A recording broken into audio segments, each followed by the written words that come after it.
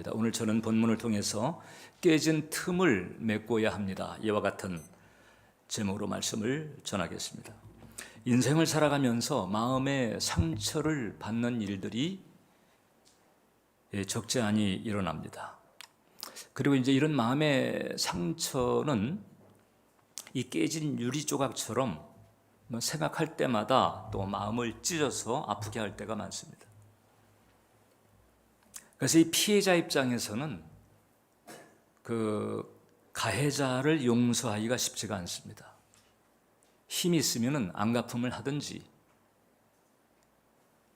복수할 수 있는 능력이 없다면 저주라도 퍼부어서 이 망하는 꼴이라도 보고 싶어하는 것이 인지상정입니다.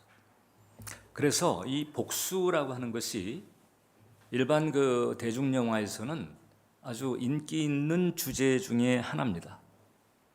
특히 이제 이 복잡한 갈등을 해결하는 가장 아주 단순한 구도이면서도 카타르시스를 주는 거예요. 그래서 이 관객들도 마찬가지고 제작자들도 마찬가지고 대체적으로 이제 흥행에 있어서는 실패하는 비율이 적다고 하는 것이죠. 그 중에서 가장 이제 대표 주작 기억이 바로 박찬욱 감독 같은 경우. 이 복수 시리즈로 유명하잖아요. 뭐 올드보이, 친절한 금자씨를 비롯해서. 그래서 이제 특히 이제 피해 의식이 있는 사람들은 이제 이런 영화를 보면서 이제 대리 만족을 느끼기도 합니다. 근데 이렇게 영화나 드라마에 등장하는 이 복수의 아주 이제 치명적인 위험성이 있는데, 이게 바로 이제 악을 미학화한다는 거예요. 마치 어떤 그 정의로운 어떤 심판의 정당성을 가지고 있는 것처럼 은연중 이제 위장한다는 것인데, 명백하게 여러분 복수나 저주는 하나님의 길이 아니다. 하나님은 용서하기를 원하신 분입니다. 그러니까 하나님 당신서부터가 용서하기 위해서 나타나신 분이고, 또 용서를 베풀어 주신 분이고, 계속해서 용서하시는 분입니다. 용서를 말하지 않고는 하나님을 말할 수가 없습니다. 용서를 행하지 않고는 또 하나님께 가까이 가기도 쉽지가 않습니다. 우리가 이제 사람에 대한 용서가 잘 안 되는 이유가 여러 가지가 있겠지만, 이제 가장 그 근원적인 바탕에는 하나님의 용서를 잘 알지 못하거나 실감하지 못하는 데서 온다고 하는 것입니다. 그래서 그 에버렛 워딩턴이라고 하는 유명한 용서학자가 있어요. 이분은 그런 얘기했습니다. 진정한 용서는 주님께서 이루신 일에 근거한다. 십자가의 대속을 통한 용서잖아요. 그것은 우리가 하는 것도 아니고 우리에게 달려있는 것도 아니다. 우리는 그분의 은혜로 용서하는 것이다. 그래서 여러분, 초대교회 때에는 중생한 자의 표식으로서 예수 그리스도의 부활을 믿느냐 안 믿느냐, 그게 이제 중요한 지표 중에 하나였거든요. 왜냐하면 죽은 자가 다시 살아난다. 이 죽은 자의 부활은 성령의 역사 아니면 믿을 수가 없는 주제이기 때문에 그렇습니다. 근데 이 성령의 역사 아니고는 제대로 할 수 없는 것 중에 하나가 진정한 용서다 하는 거죠. 진정한 용서는 사실상 하나님의 자비와 그분의 은혜를 아는 데서 비롯된다, 이렇게 말할 수가 있어요. 그래서 우리가 가지고 있는 그 은혜 의식이 이런 그 상한 감정보다도 더 우위에 있어야 비로소 확실하게 할 수 있는 것이 용서라고 하는 것입니다. 제가 이제 은혜 의식이라고 표현하지만 이걸 이제 다른 말로 바꿔 말하면 복음적 신앙이라고도 할 수 있는데, 이 복음적 신앙의 주요 핵심 중에 하나가 하나님께서 나를 관대하게 대하신 것처럼 나도 이웃에게 혹은 다른 사람에게, 심지어는 뭐 적대 관계에 있는 사람이라 할지라도 관대하게 대할 수 있어야 된다. 내가 용서받은 데서만 그치는 것이 아니고 그 받은 용서를 바탕으로 해서 나를 향한 하나님의 관대하심을 이제 다른 사람에게도 나누는 것입니다. 이것이 바로 이 복음을 제대로 받은 사람의 멘탈이다, 이렇게 보면 되는 거예요. 더군다나 이제 성경 말씀을 보게 되면 이제 마태복음 6장 같은 경우인데, 너희가 사람의 과실을 용서하면 너희 천부께서도 너희 과실을 용서하시려니와 너희가 사람의 과실을 용서하지 아니하면, 우리가 누군가를 용서하지 않으면 너희 아버지께서도 너희 과실을 용서하지 아니하시리라. 우리가 이제 사랑을 하나님의 본질로 하잖아요. 아가페 사랑. 근데 그 사랑에 바탕한 용서 역시 우리를 향한 하나님의 아주 중요한 본질인 거거든요. 근데 이제 우리가 그분을 닮지 않으면 이제 뭔가 이제 이 갭이 있을 수밖에 없다는 것입니다. 그러니까 우리가 누군가를 용서하지 않으면 하나님도 나를 용서하지 않으신다. 섬뜩한 구절입니다. 우리가 이제 복수극을 볼 때 복수하려는 사람이나 복수를 당하는 사람이나 사실상 모두가 다 그 마음 상태는 지옥과 같습니다. 왜냐하면 가해자는 물론이거니와 피해자를 할지라도 이 복수에 대한 어떤 그런 원한으로 사무쳐 있다 하게 되면 이제 하나님의 길에서 벗어난 상태. 그러니까 당연히 이 지옥에 준하는 그런 환경, 마음 상태가 될 수밖에 없습니다. 그래서 마치 보이지 않지만은 감옥에 갇혀 있는 것과 같아. 이 과거지사라고 하는, 즉 피해를 받은 그 과거지사의 감옥, 혹은 또 나에게 마음의 상처를 준 그 가해자가 그 나를 이렇게 상처받게 한 줄에 묶여 있는 것과 같은 상태가 되는 거죠.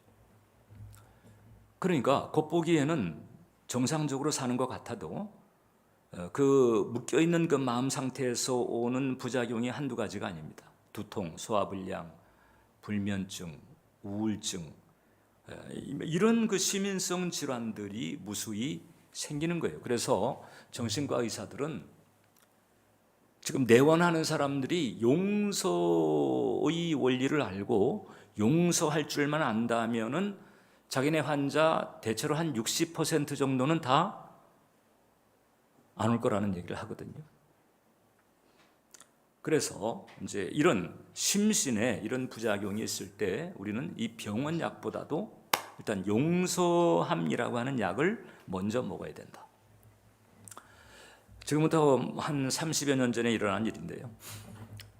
여의도 광장에 아이들이 이제 뭐 자전거 타고 있고 막 이렇게 뭐 걸어 다니고 이건 이제 놀고 있는데, 한 20대 남자가 승용차를 타고 그냥 여의도 광장으로 그냥 진입해 들어가서 그냥 무작정 막 치고받고 23명의 사상자가 났는데 그 2명이 죽었어요.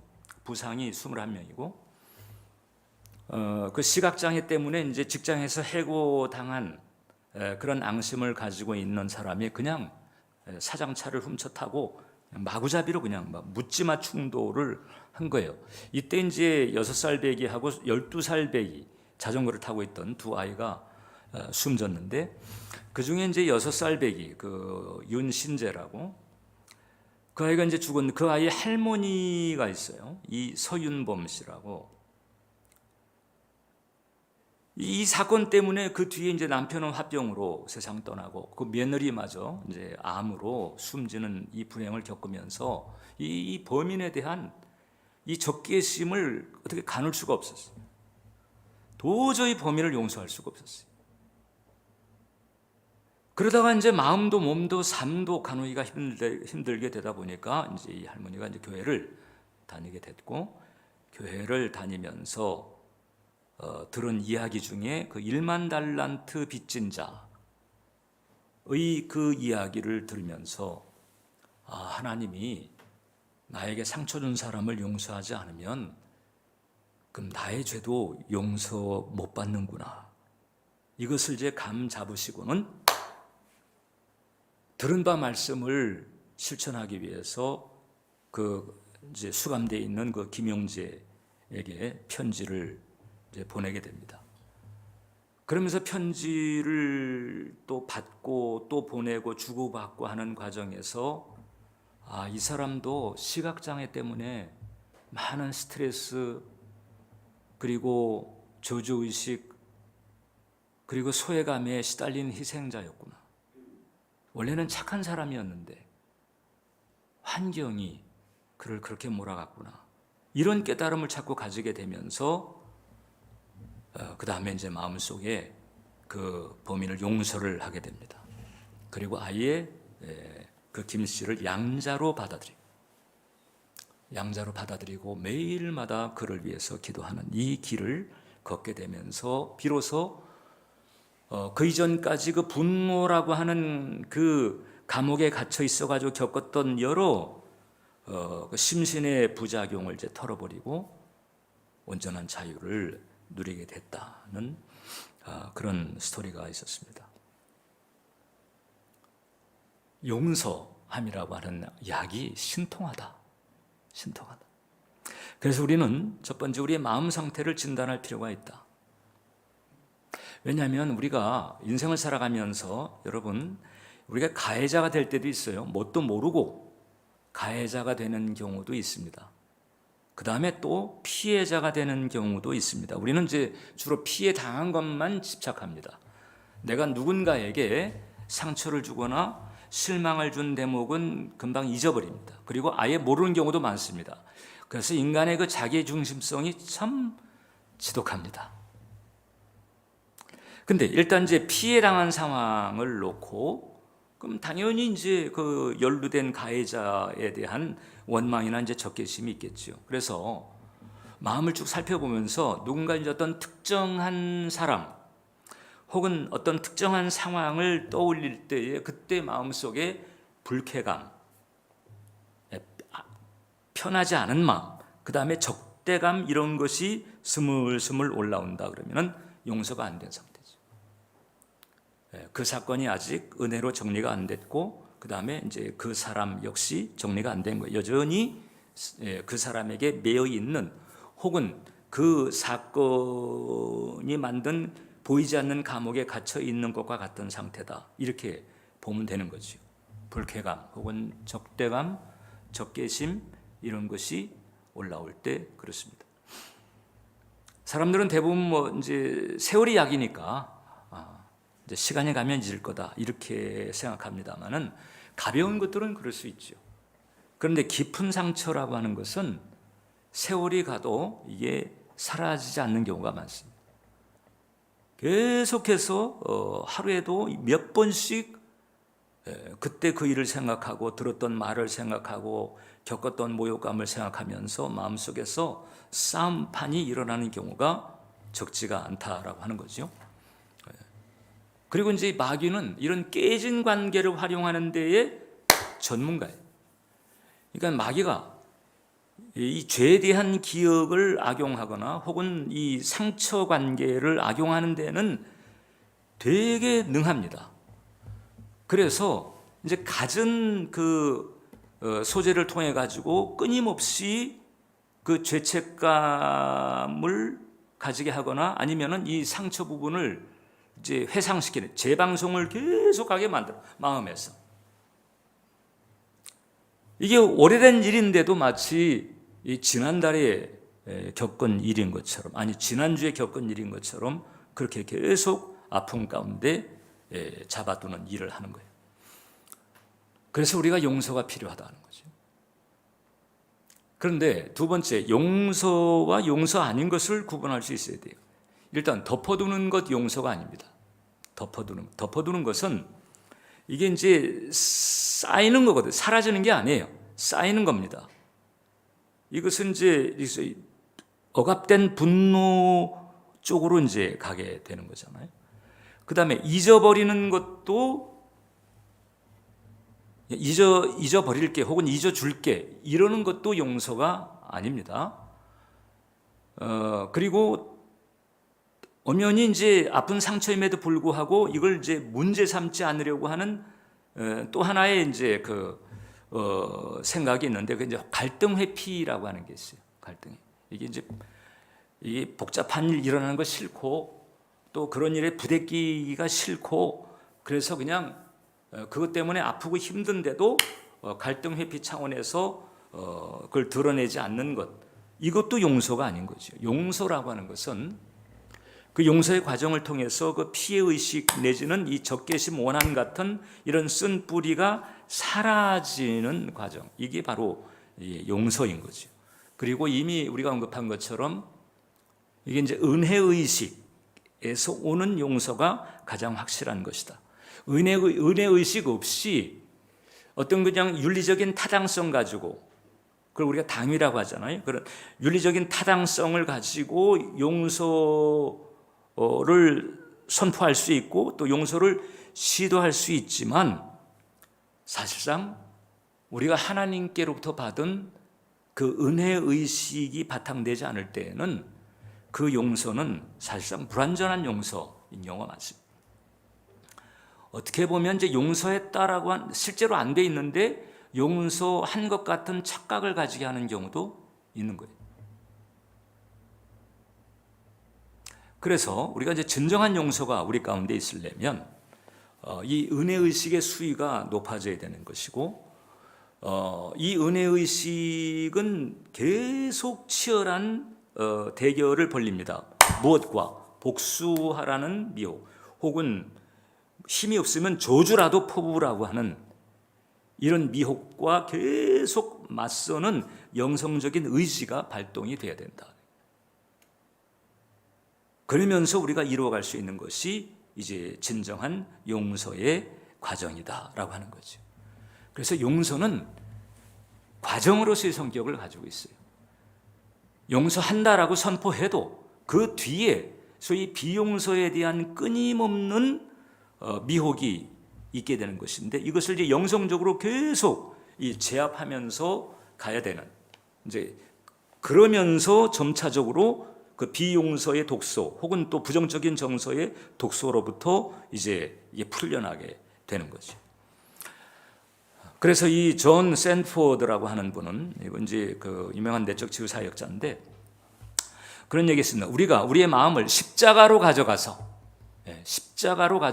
우리의 깊은 감정들을 주님께 내어드려, 이 토설입니다. 토설.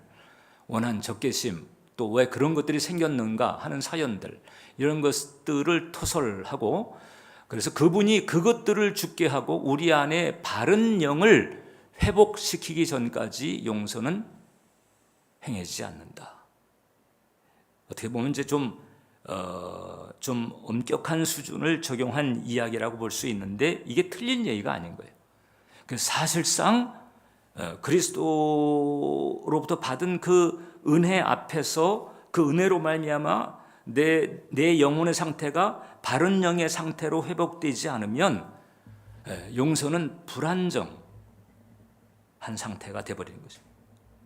용서를 했는데 갑자기 어느 날 또 우욱하고 올라와 가지고 부글부글 끓으면서 적개심을 발산하는 이런 일들이 생길 수가 있다라고 하는 거죠. 자, 그래서 우리는 이 하나님의 본성을 생각하거나 혹은 또 내가 그 하나님께로부터 받은 그 대속의 은혜를 생각을 하면서 혹은 또 앞으로 이 하나님과의 관계, 왜냐하면 내가 용서를 안 하면 하나님도 나를 용서하지 않는다는 거잖아요. 그 코드가 안 맞기 때문에 벌어지는 일이에요. 왜냐하면 내가 용서를 안 한다. 그건 이제 비용서잖아요. 비용서는 쉽게 말하면 불순종입니다. 그러니까 하나님은 용서하라고 하는 건데 용서를 안 하면 그게 불순종인 거지. 우리 피해자라고 그래서 그런 불순종을 그냥 넘어갈 수가 없는 거예요. 그렇기 때문에 이제 하나님과 나 사이에 이 불순종에 따른 그늘이 생긴다는 얘기입니다. 그래서 이제 우리가 특별히 이 하나님의 은총을 받은 크리스찬의 입장에서 이제 용서를 하는 삶은 대단히 중요하다. 대단히 중요한 것 같아요. 왜냐하면 이게 안 돼서 결국은 하나님의 은혜 생활도 성령 충만함도 깊은 평안이나 혹은 신령한 기쁨 이런 것들이 막혀버리는 거거든요. 그래서 마귀는 사람들 사이에 끊임없이 서로 부추겨가 자기 중심성 혹은 욕망 이런 서로에 대한 공격성 이런 것을 자꾸 부추겨가지고 그 다음에 상처를 일으키고 그 다음에 그 상처 받은 그 마음의 어둠의 틈이 되게 해가지고 그래서 어떻게 하든지 이런 원한이나 적개심 같은 부정적인 정서 상태에 들어가게 만들어서 그래서 이 상처를 받은 것도 힘겨운데 이제 그것 때문에 그 비용서라고 하는 것 때문에 이게 이제 불순종이라고 하는 그래서 하나님과의 관계 가운데 이제 갭이 생겨버린 장애물이 생겨. 그러니까는 하나님과의 온전한 관계에서 올 수 있는 이 성령의 충만함, 능력, 담대함, 확신, 신령한 기쁨 이런 것들은 그냥 그림의 떡으로만 가게 만드는. 그래서 제가 이 목회 연조나 신앙 연조가 깊어질수록 깨닫는 게 이 용서라고 하는 게 되게 중요하다. 되게 중요하다. 그리고 마귀는 이게 이제 넌 피해자야 이러면서 이게 이제 불순종이라고 하는 사실을 자꾸 그냥 이제 못 보게 합니다. 이러면서 결국은 축복을 받지 못하게 하는 거.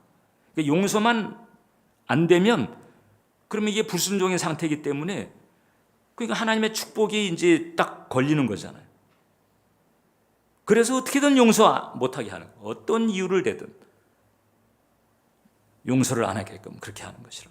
그래서 우리가 용서를 실행하는데 우리가 영성적 의지를 발동시킬 필요가 있다. 그래서 용서를 실행하려면 첫 번째 일단 상처를 드러내고 직면하는 게 필요합니다. 여러분 상처에도 종류가 있어요. 타박상이 있고 그 다음에 자상이 있습니다.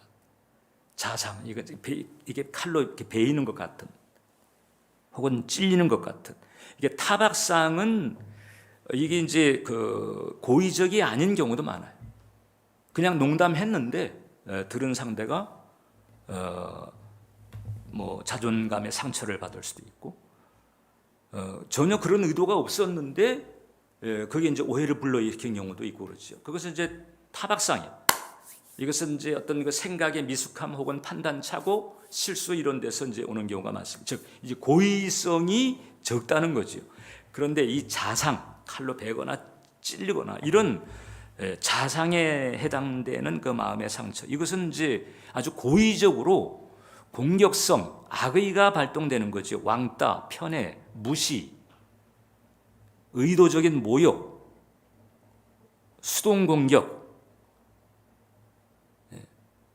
의도적인 모욕은 적극성이 있는데 수동 공격은 이제 말 안 함으로 적개심을 표현하는 거예요.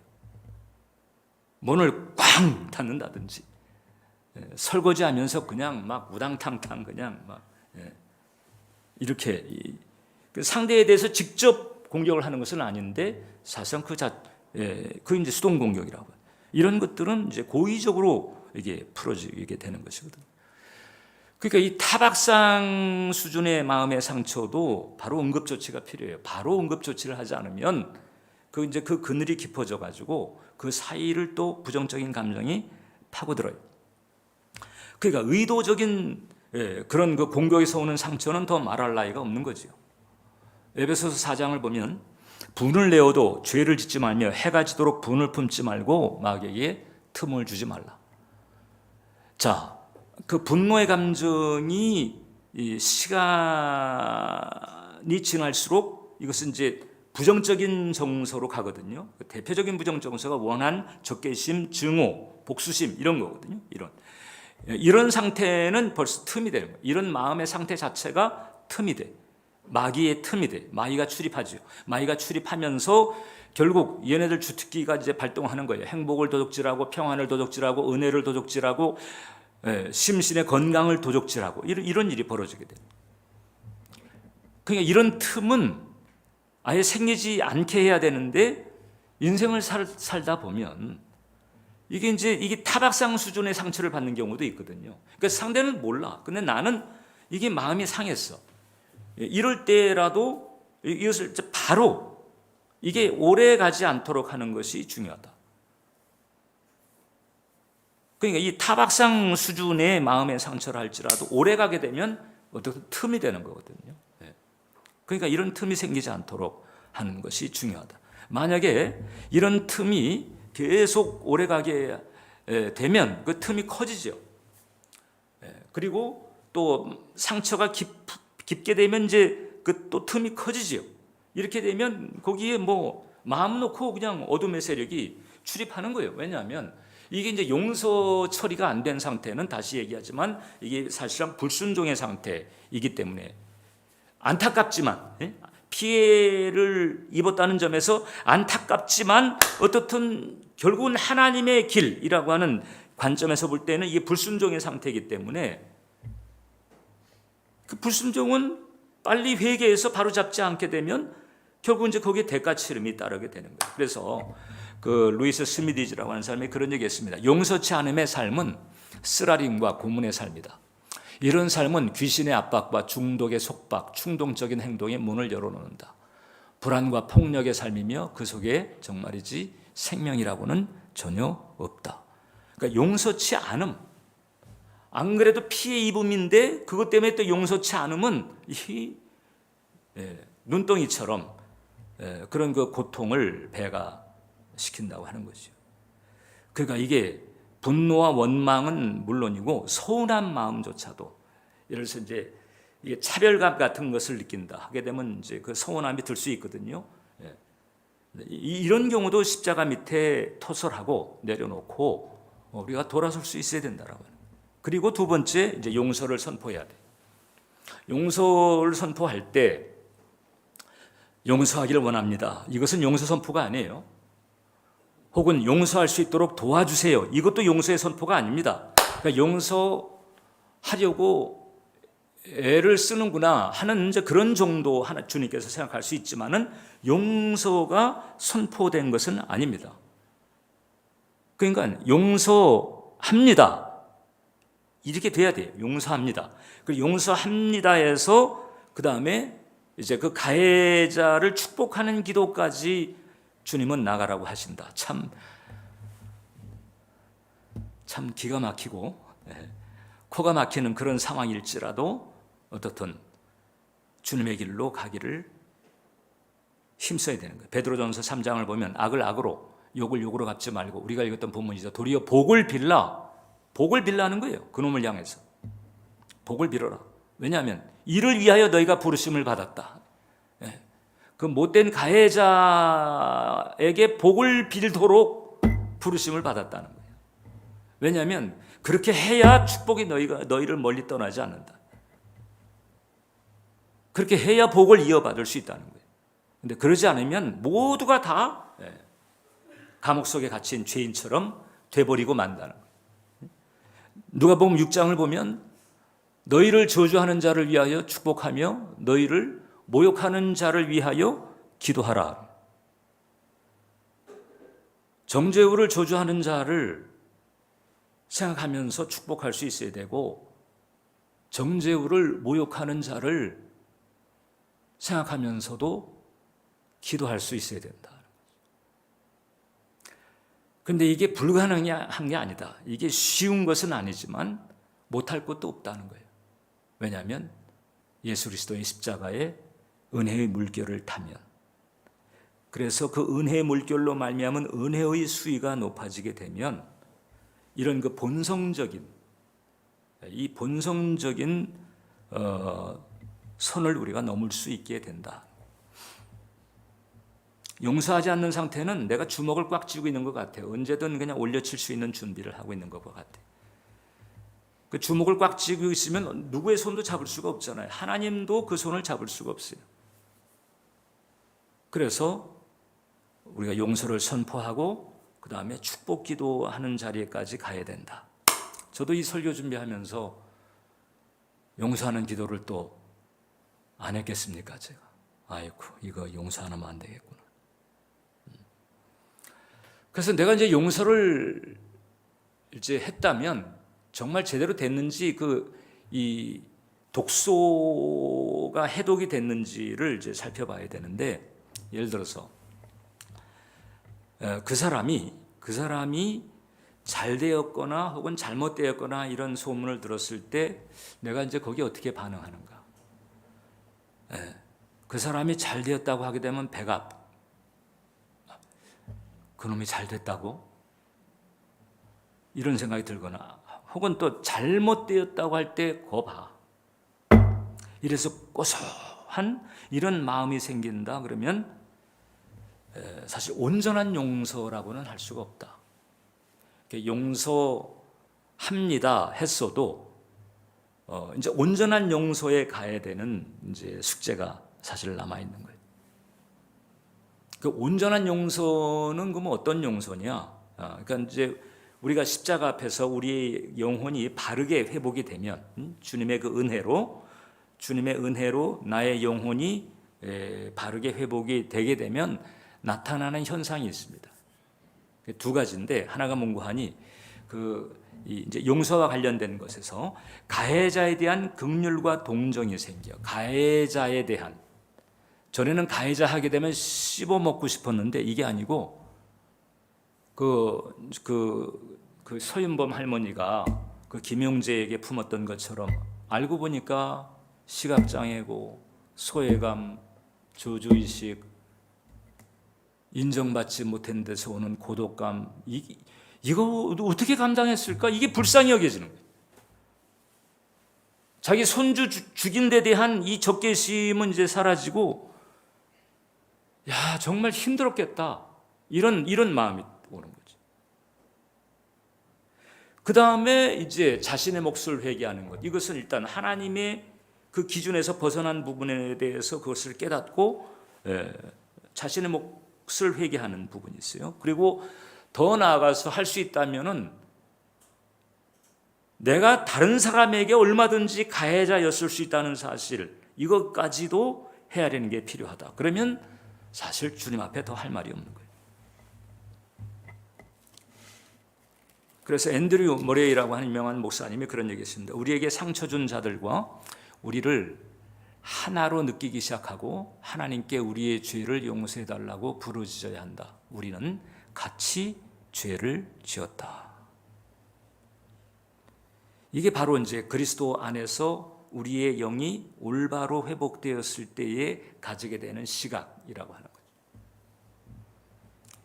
이렇게 될 때 비로소 그 독소를 내뿜던 과거지사가 정리가 되는 거예요. 그러면서 동시에 미래가 열리는 은혜가 벌어져요. 왜냐하면 이게 장애물처럼 딱 가로막고 있었거든요. 그런데 이게 이제 사라지게 되니까 미래가 열려지게 되는 거죠. 그건 마치 그 수감되어 있던 죄수가 석방되는 것과 같은 거예요. 용서하지 않는 사람은 보이지 않는 감옥에 갇혀 있을 뿐이지, 용서를 통해 가지고 이제 풀어지는 것과 같이 돼 버리는 거예요. 그래서 루이스 스미디즈, 에버렛 워딩턴, 다 이분들은 이제 용서에 관한 전문가들이에요. 이제 이분 그런 얘기했어요. 용서할 때 우리는 포로된 자를 풀어주는데, 그러고 나서 우리가 풀어준 포로가 바로 가해자가 아니고 나 자신이었음을 알게 된다. 그 코리텐 붐이라고 하는 분도 마찬가지인데, 네덜란드 여성분이잖아요. 2차 대전 때 유대인을 보호해 주었다는 이런 이제 죄로 그 수용소 생활을 하게 됩니다. 아버지와 언니는 그 수용소 안에서 이미 죽었고, 그러니까 이 나치가 얼마나 고문을 하고 더러운 짓을 하고 박해를 하고, 근데 이제 살아남은 거예요. 원래 이제 신앙이 좋았던 그런 사람이었기 때문에 이제 신앙으로 이겨낸 그런 은혜를 나누게 되면서 전도자로 이렇게 쓰임 받게 됐는데, 어느 날 이제 자기가 말씀을 전하고 이제 집회를 마쳤는데, 집회 끝나고 이제 기도 받으러 이렇게 사람들이 줄을 섰는데, 그 중에 누가 서 있는 거 하니 그 수용소에서 자기를 그렇게 못 살게 굴었던 그 끔찍한 왼수가 거기에 딱 있는, 심장이 멈추는 것 같았더라는 거지. 욕을 하고 발로 차고 때리고 쓰러뜨리고 온갖 모욕을 악의적으로 행했던 그 지옥사자 같은 그놈이 거기 있는데, 자기한테 딱 다가와가지고 차례가 되니까 손을 내밀더라 하는 거예요. 이게 손잡을 일이 아니고 그냥 뺨을 올려 치든지, 인격적으로 모욕을 주든지 이렇게 막 해야 되는 거 아닌가 막 한쪽에서는 막 그러고 있는데, 그런데 주님의 음성을 들었답니다. 코리아, 그냥 손만 내밀어라. 그 주님의 뜻이 어디 있는가를 이제 딱 감을 잡게 되면서 그 내면의 음성에 순종해가지고 이제 손을 딱 내미는데, 그 과정에서 그 주님의 마음이 전이가 되고, 그리고 용서하는 마음을 가지게 되면서 용서의 이제 사건이 벌어지게 된 거예요. 그러니까 이 다음서부터 이 코리텐 붐이 더 전 세계적으로 감화를 성령의 감화가 강해지는 거예요. 그 비용서의 장애물이 딱 거두어지게 되니까 똑같은 메시지인데도 성령의 감화가 더 풍성해지면서 전 세계적으로 귀하게 쓰임받는 전도자가 됐다는 거잖아요. 그래서 세 번째, 우리가 진정한 용서, 온전한 용서에 가기 위해서 우리가 구해야 될 게 있어요. 그것이 바로 뭔가 하니 공감을 위한 기름 부으심. 저도 이 전문가들에게 배운 은혜입니다. 공감을 위한 기름 부음. 우리는 뭐 병든 자 고치고 귀신을 쫓아내고 문제 해결하고 그 다음에 신자의 권세를 릴리즈하고 이런 차원에서의 기름 부으심에 집중하는데, 그런 모든 것을 근원적으로 맡고 있는 이 비용서, 이것을 해결하는 것이 시급하다라고 하는 거예요. 그리고 그것을 위해서는, 그게 더 온전하도록 하기 위해서는 기름 부으심, 즉 성령님의 강권하심과 도우심이 있어야 되는데, 이 코리가 체험했던 것처럼 그게 바로 공감을 위한 기름 부으심이다. Empathy anointing, 공감입니다. 공감. 가해자의 자리에 같이 서보는, 그걸 또 다른 말로는 가해자의 신발을 신어본다고도 표현을 하거든요. 그런 공감을 위한 기름 부으심. 이제 이게 이 기름 부 공감을 위한 기름 부으심이 약해가지고 온전한 용서가 안 되고, 그 용서를 안 한 것도 아닌데 온전한 용서가 아니니까 계속 마음의 끌탕을 하고 감정의 상태에 따라서 또 그냥 왔다 갔다 이렇게 이제 돼버리는 거죠. 그래서 그 워딩턴이 그런 얘기했습니다. 용서한 이후에도 비용서를 물리치기란 쉽지가 않다. 많은 이들에게 비용서란 저지대와 같다. 저지대. 비용서, 복수하고 안갚음하고 저주를 퍼붓고 이게 저지대예요. 그만큼 이제 가기가 쉽다는 거잖아요. 가기가 쉽다는 거예요. 그래서 그냥 두면 자동적으로 비용서를 향해 굴러내려간다. 그러니까 용서를 고수하려면 오르막을 위한 분투가 필요하다. 근데 우리는 이제 오르막을 위한 분투를 하기보다는 그냥 감정의 흐름에 그냥 방치하는 경우가 많은 거잖아요. 그러지 말라는 거예요. 그래서 이 오르막, 이 용서라고 하는 오르막, 거기 주님께서 계신데, 이 일로 가려면 뭔가 이제 이 은혜가 필요한데, 그것이 바로 공감을 위한 기름 부으심입니다. 왜냐하면 그 상처에 대한 기억, 죄의 기억도 마찬가지고 상처의 기억도 이게 그냥 사라지는 게 아니잖아요. 근데 그것 자체를 이제 넘어설래니까 주님의 마음과 성령의 감화가 필요한 거예요. 이것이 바로 공감을 위한 기름 부으심이 되는 것이죠. 이 기름 부으심 가운데서 용서라고 하는 고지를 올라가면 이제 주님께서 함께 하시고 주님께서 동행하시는 은혜가 풀어지게 되는 거죠. 기도하겠습니다. 살아계신 하나님, 우리에게 이렇게 용서할 수 있는 은혜, 기회 주심을 감사합니다. 깨달음을 가지고 마귀에게 혹은 부패한 본성에 혹은 저주의 올무에 속지 않고 깨달음을 가지고 비용서, 즉 불순종의 자리에서 용서의 자리로 옮겨갈 수 있도록 우리들의 영혼에 공감을 위한 기름 부으심을 내려 주옵소서. 예수님 이름으로 기도합니다.